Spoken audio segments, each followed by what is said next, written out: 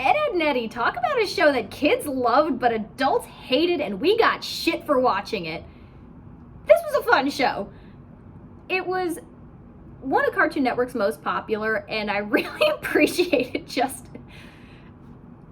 Okay, essentially, the way my channel works, especially for the Stupid Things videos, if you click on it, I assume you know about it. This was a really creative show. Oh, a bug just flew. Oh god, a bug just flew into my mouth. Oh, it's disgusting. I might leave that in. I might redo this. We'll see what happens. But oh god, oh, a bug flew into my mouth. Anyways, Ed, Edd n Eddy. Yeah, this was a really creative show. This is really funny. The comedy in this show was so unique in that they used sound effects really, really well. In a lot of live action movies, especially the less good kids live action movies, I do remember the overuse of sound effects. Inspector Gadget's the one I think of the most for this. Or a lot of these 90s slapstick heavy movies. But Ed, Edd n Eddy, because it matched the animation so well, you really got the exaggeration with the visuals. It worked really, really well, and I can still picture in my head the sound effects that they use. I'm still thinking of that bug that flew into my mouth, by the way. But yeah, I picture these sound effects really, really clearly. They were so unique and so well chosen and so odd. It matched the world really nicely. And I remember how extreme the animation got in a way that's very similar to Looney Tunes violence. They had their own unique sounds for every hit, every punch. Tom and Jerry had some of the same thing too, but it still has its own identity. I remember, I can still pick out what a Tom and Jerry sound effect and punch would be like, what Looney Tunes slapstick would be like. Ed, Edd n Eddy had its own identity, but it still got the extreme exaggeration really, really well. The comedy was just so good that way. The visual stuff, and amplified by how good the sounds were. That's the thing I remember most clearly about how that was done. And the other thing I really liked about it was that it didn't pull any punches in how cruel kids could be. It's one thing I did like. People would always complain one way or the other. People are always going to complain about media, about shows, about, oh, what are the kids watching? Oh, this is going to destroy the children, corrupt their fragile little minds. People can be ridiculous. But this one didn't shy away from how creative kids can be, but also how cruel they can be. How, the Eds were ostracized. People didn't like them. And the impression I got was they mostly didn't like Eddy because he's an attention whore and he's constantly trying to con them out of their money. I mean, who would want to hang out with a kid like that? I mean, I know they go into reasons why in the movie, and I get and even then, you get the place it's coming from. Doesn't always mean it's an excuse, but still, you got... The psychology was accurate. And I got the sense that the Eds were all disliked, but yeah, you can tell they mostly disliked Eddy. Ed's the dumb one, and Double D's nice, but just has this association, so... And they're all named Ed. That's also something that's really funny, that they're all named Ed, and that's why they're friends. That I could see that. Then you had the Ashleys in Recess, and you had Pete and Pete. Sometimes you find something in common, and sometimes the one thing you have in common is your name. And isn't it nice when kids can be friends like that? I think that's just fun. I remember the one episode about fads, that they're just trying to keep up with fads and like the other kids, but the other kids are just always a step ahead of them, and that's something, I get that feeling, because I was so bad at fads. I'm still really bad at keeping up with what's cool. I was then, I am now. That's always going to be a thing. I remember that was an episode I really liked. I liked the really trippy episode where they're taking things apart. I appreciated that. It just went batshit nuts, and I was here for it. It was great. I appreciated the creativity of what they were doing, all the scams that they had. That was fun. And even then, sometimes they're not really scams. Sometimes they actually are just putting something on for the other kids in the neighborhood, and they expect to be compensated fairly temporarily. I mean, you know what? That's great. Sometimes they actually were just really shitty. Sometimes they were scams, sometimes they weren't, but they were all their scams. That's what it was. Like the Cardboard City episode, I thought, dang, all the construction that went into that. There's definitely a more angsty Phineas and Ferb thing going on, because you had, because you needed someone, Eddy, who had the big ideas, and then Ed was the muscle, and Double D was the one who could implement it, who's the brains. He could figure out how you put that together, and that's dream team right there. The one with the vision, and the people who can implement the vision.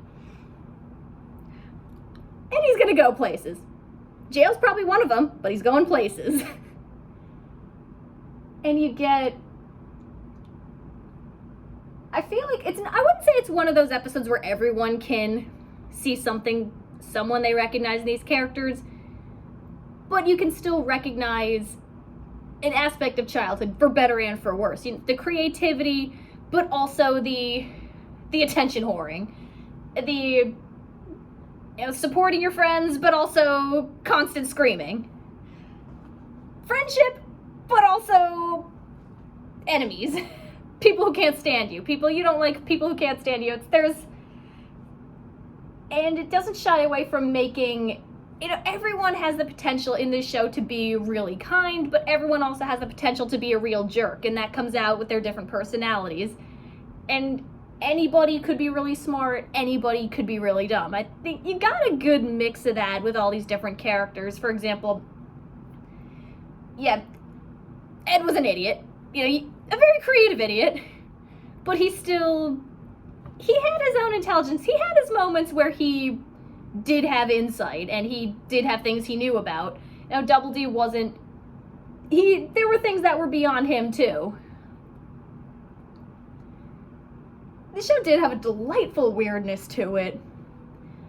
I'll still go back and rewatch an episode once in a while, because I do appreciate its flavor of comedy, the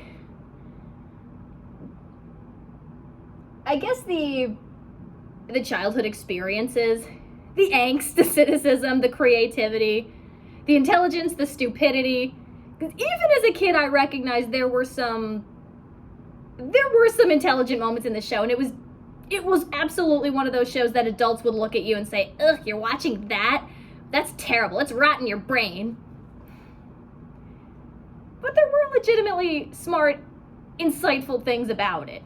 I remember there was one quote from Double D. It's, you can fool some of the people some of the time, but you can't fool all of the people all of the time. There were lines like that in between that really did show there was an intelligence, there was a creativity, there was a heart, there was a really unique point of view in this show. So, yeah, there was a lot of good in it. I don't see a lot of people talking about it as much nowadays. It did last a long time. And, I don't expect us to hold on to everything from the past. But it's cool to go back once in a while and see, oh, hey, this did something really cool, and this is something I really appreciate, and this is something I liked. I generally like to keep it positive on my channel, because there's enough whining and complaining and criticizing for criticism's sake. I'd rather just focus on, hey, this is some cool stuff. I like to do that. This show was fun in a lot of ways. Was it perfect? Absolutely not. I would say there's nothing out there is perfect. It's not for everybody. But it did have a unique take on comedy. It definitely didn't pull any punches when it came to the more cynical stuff. The less savory parts of childhood, more the cruelties, the exclusion, the jerks. Yeah, I think I tend to like that. I don't like needless, mean-spirited stuff in entertainment, but I do appreciate that balance of the good stuff and the bad stuff. Dealing with difficult people and creativity and finding ways to create, finding ways to deal with the difficult stuff in the world and deal with difficult people. I love revenge. I love fictional violence. It's great when it's deserved. This was a fun show. it was interesting, it was weird, it was cynical, it was lighthearted. It was great. Yeah. I think a criticism of this show was that, yeah, I know I should have ended this video, but there were times when characters got punished when they really didn't deserve it. I think Boo-Ha-Ha's a good example, even though that one had some really cool visuals. I know there were episodes that people didn't like. There were times when Jimmy was villainous, and I thought, oh, that was interesting. They didn't do it all the time, but the few times where Jimmy had a sneakier side, like, you know, he's this really passive kid, but he shows a passive aggression in there. I generally don't like passive aggressive people in fiction or in the real world, but it can be very funny. It can be very funny comedic personality. Yeah, Jimmy had a dark side. That was really interesting. They had to deal with the Cankers, and yeah, they had all these different antagonists that they had to deal with. Yeah, I think we all know somebody.